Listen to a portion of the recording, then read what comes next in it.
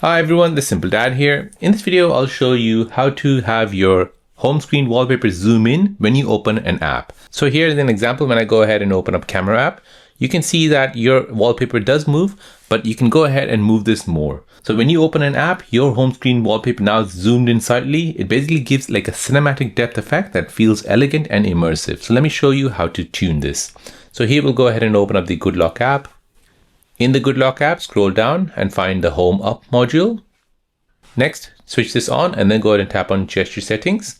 And where it says App Open Animation, turn this feature on, tap on this. And now you want to go ahead and scroll down and find Advanced Tuning.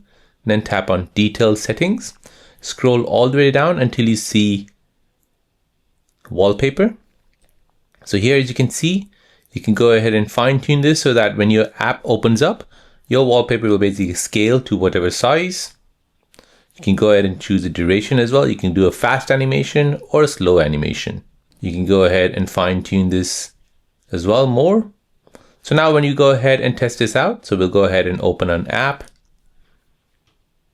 You'll see that your wallpaper is having that animation of zooming in and zooming out.